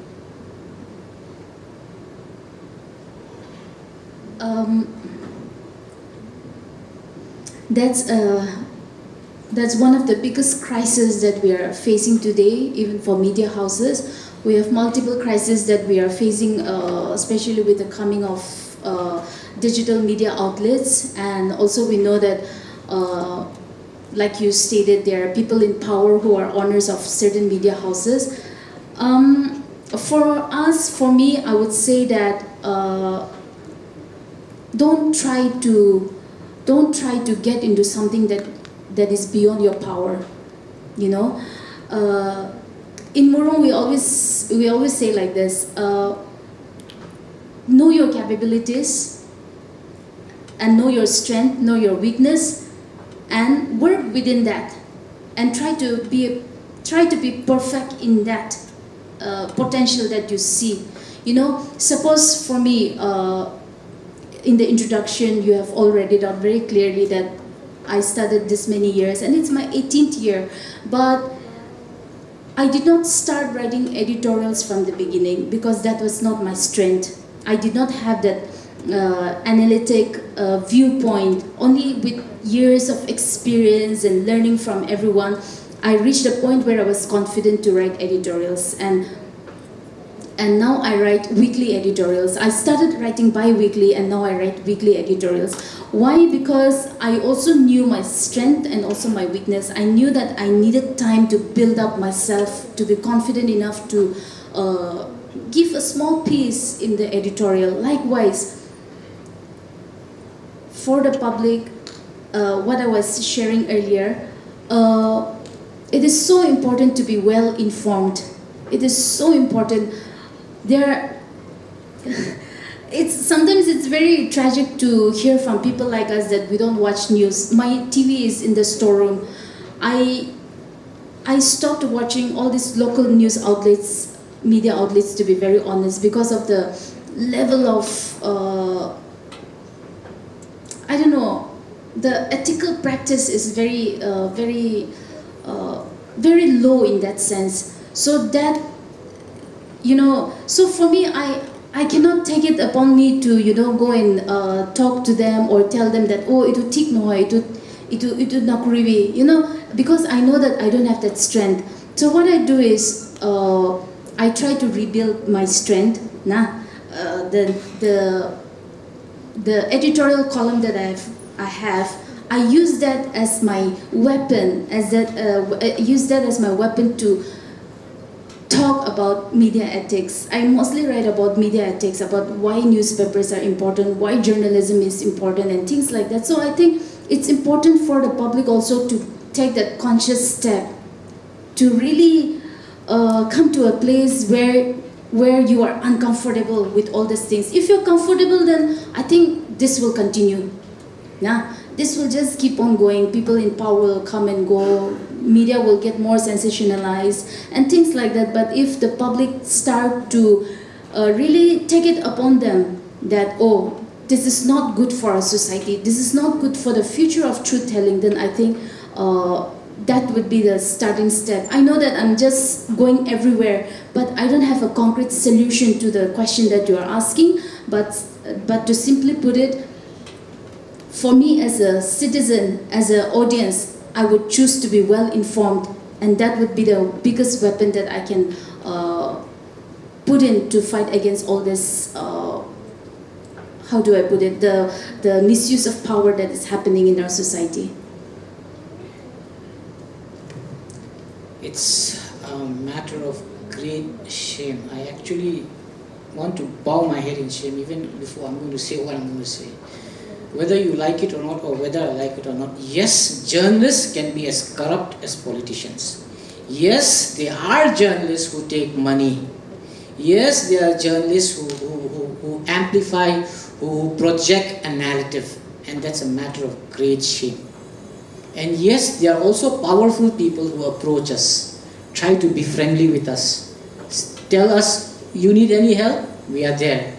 I think 6 to 7 months ago, one NSCN, I'll not take the last letter, this guy contacted me, called me, messaged me on WhatsApp saying, hey, you know what, Mukhan ke help korbi to lai dibi de, apni ki lagile moi aibo, moi aibo, moi ase, kiba problem hoble kobi. I said, na lage. I don't need you, sorry.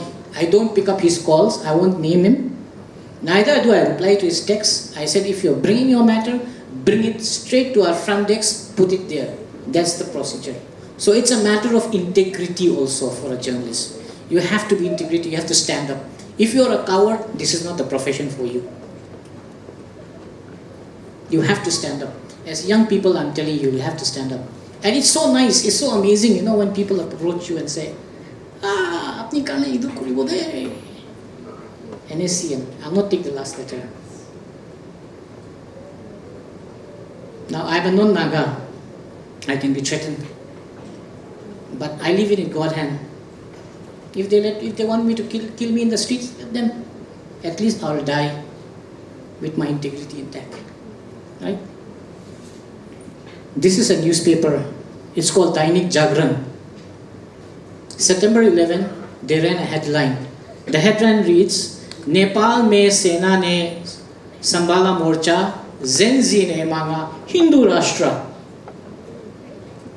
Dainik Jagran. Why is Dainik Jagran able to do this? It is the largest circulating paper in the Hindi-speaking belt in terms of 60 million subscribers.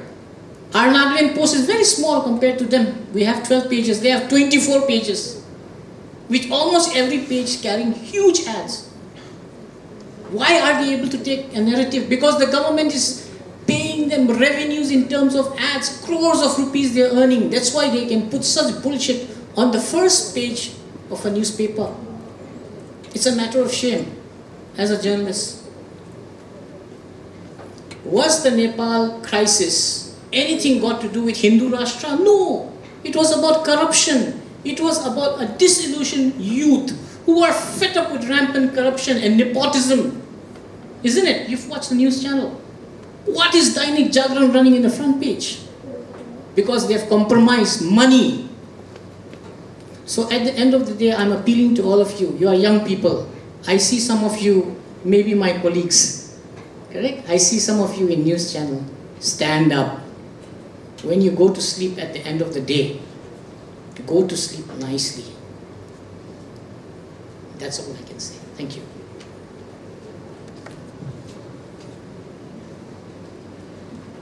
Okay.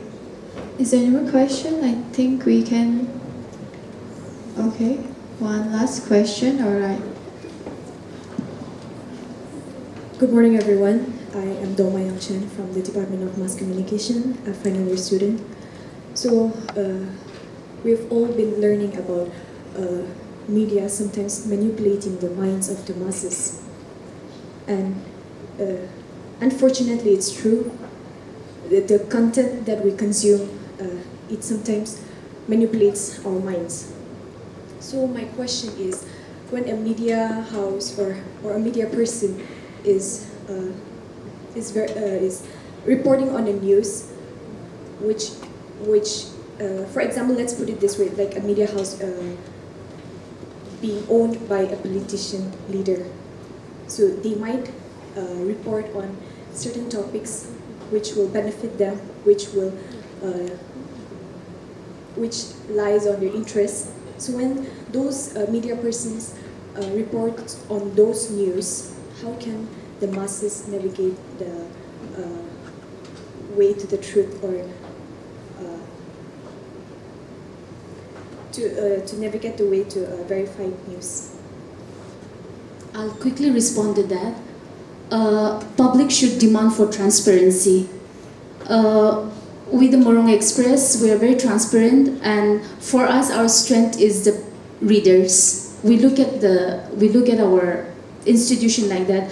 When you go to the website, you will also see about Morong Express, and we have given a long statement about the ideologies that we uphold and the objectives and the visions that we have. That is the first step that we have taken to be as transparent as we can be. Secondly, I think media houses should also not shy away from stating their what they believe in, what they would want to achieve through the newspaper, or what they want to achieve through the media houses, which I don't think would be an easy task for media houses that are owned by, like you say, politicians or things like that. And it would not be also practical for any media house to say that the owner is so and so.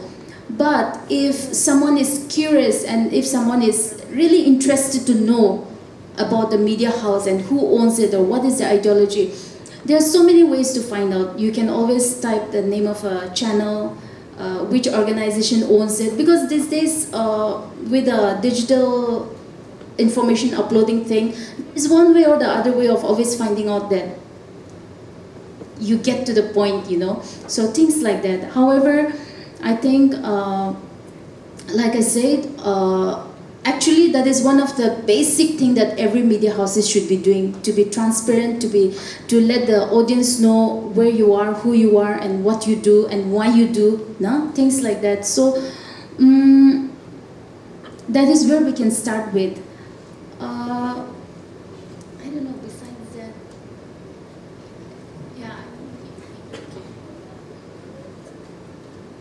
I'll add, okay. Now, close to a decade ago, not a decade ago, I think close to 2 decades ago, social media wasn't a big thing, isn't it? We were heavily reliant on the newspaper.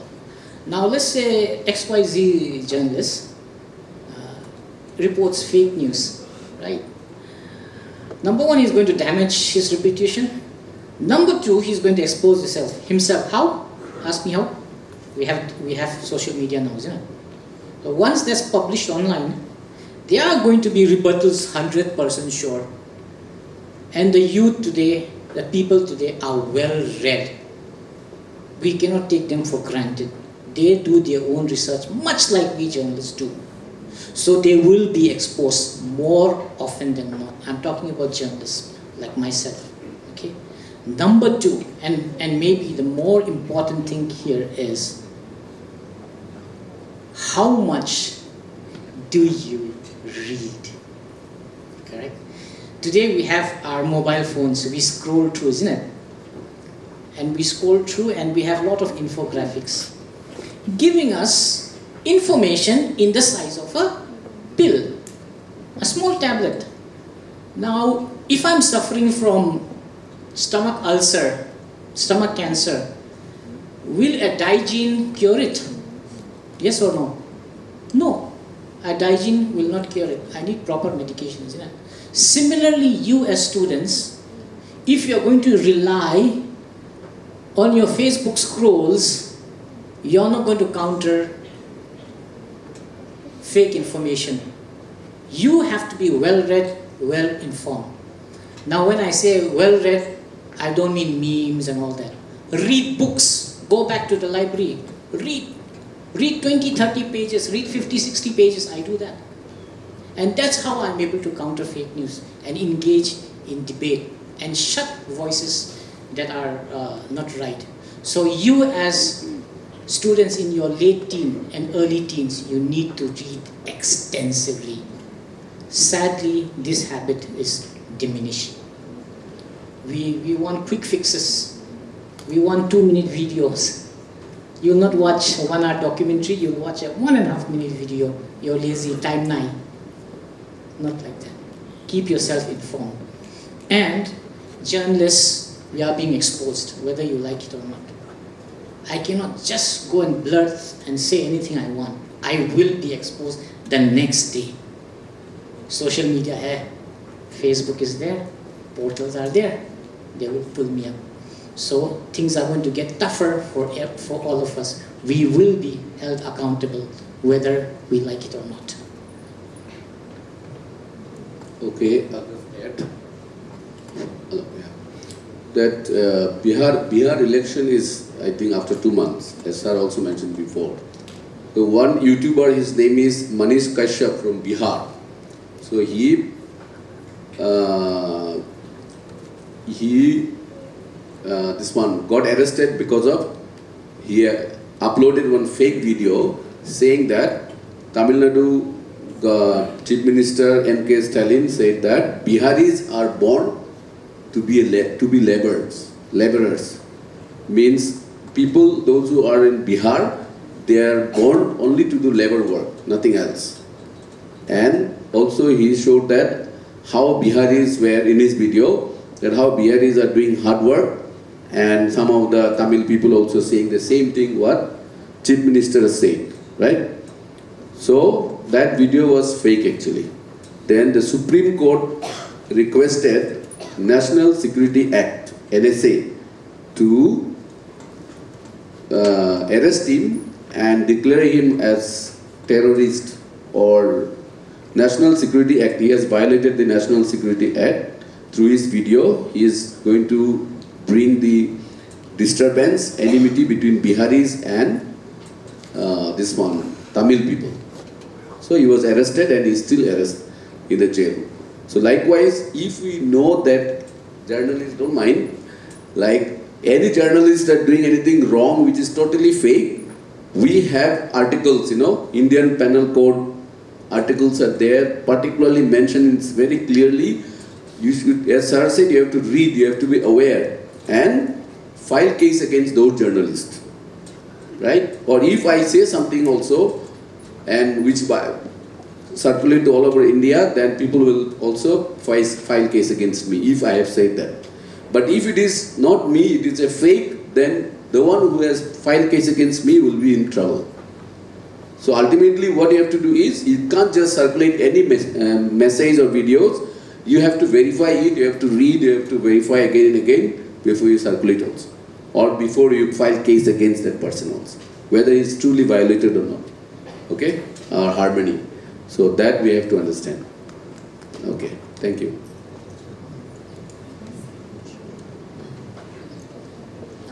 This will be the last time I'm holding the mic. I just want to appeal, okay? It's coming from a very honest place. When you look at the media industry in Nagaland, it's very small. The brand, the name might sound big, Nagaland Post. It sounds big, Moro Express, it sounds impactful. But when it comes to the real people who are working, the number is very small. Sometimes, I'm not complaining, but sometimes I work for 7 to 8 hours and I thoroughly enjoy my time working there. When some challenges or threats or intimidation comes to the media houses, we are left alone. We are left alone, seriously. There are times when we have been called by people and saying that, court te lok pavo, I'll see you in the court. For stories that we have written, for things that we have exposed. We have people coming to the door and showing us envelope and saying that, I'll give you this. And those are the times when we are left questioning, what am I doing? Because salary though, There is no question about salary. We don't work for money. Journalism is not about living a luxurious life. It's all about your passion and what do you really want to achieve. It's something about proving yourself and living the principle that you uphold. For me, truth is something that I really hold very tight. That is something I learned from my father. I've seen him telling people to leave the house when they have brought him brown envelopes for moving some files. And because I've seen that, it gave me so much strength to do the same when people came to our office and say, "Show me that envelope," things like that. And it's going to happen to you one day or the other. And so, when it comes to solidarity, like I've shared in my presentation, we need your support. We need young people who can actually think and question and understand critical issues. It's not just about the surface fake news and misinformation. These things are harmless in one way. But the real challenge comes when we are left alone and we are like looking at each other, Kiwa kubina, Tirayu kubina, like trying to find that support and solace in each other. But when you look at the public, at the civil society, at the people who are there, I think if just 5% of you stand up and say that, no, we will not let this happen to the media fraternity. No, we the public are with you. That support would mean the world to us. So I'm not begging you to, just go out and start an agitation or protest or things like that. But I think it will start from a place where every young people, they sit and think about it and then start to act on it as individuals. And I think that will slowly silence the voices that are trying to weaken this fourth pillar of democracy. Thank you. All right, I hope we all learn a lot, and also we can hear, right? We can hear something from the field. We cannot always bring them here, right? Our journalists, and we are I think we are hearing the depth, right, or the reality of what is happening. So I hope we learn so much from today's discussion. Things that we cannot teach you in the class, right? Things that we cannot, read from textbooks. So I hope we learned a lot from our panelists. Thank you so much for your precious time. Can we give them a round of applause once again? Yes, we really appreciate you. Thank you for your time. With that, we will wind up our discussion and then we'll give our time back to our chairperson.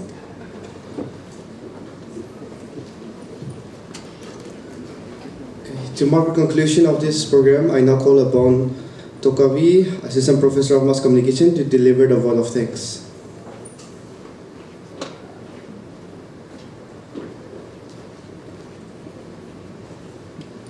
A very warm afternoon to you all.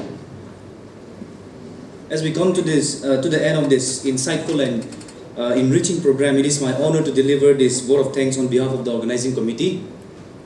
First of all, I would like to thank Chairperson Sir for giving us this opportunity, giving me this time. Secondly, I would like to extend our thanks to Dr. Rosie Tep, Vice Principal Tetso College, for warmly welcoming us for this program. Next, a heartfelt thanks to our distinguished panelists for sharing your experience, expertise, and knowledge. Your presentations and discussions have incredibly been very informative and engaging, offering us perspectives and new ideas. I believe that everyone who have attended this program and been a part of this program have learned something from today's discussion. I would also like to give this special thanks to our participants and attendees for your active engagement and your thought-provoking questions that you have raised during this discussion. Your presence and contribution have enriched the discussions and made this event a collaborative success. Thank you, one and all. I would also like to dedicate this thank you to the organizing committee for your tireless efforts and meticulous planning, which behind, of course, or your hard work has been the key behind the success of this panel discussion and smooth execution of this program. Thank you once again for your invaluable support and participation. We believe that this program has taught us about our roles and responsibilities. You have made this program a memorable and impactful experience. Thank you one and all.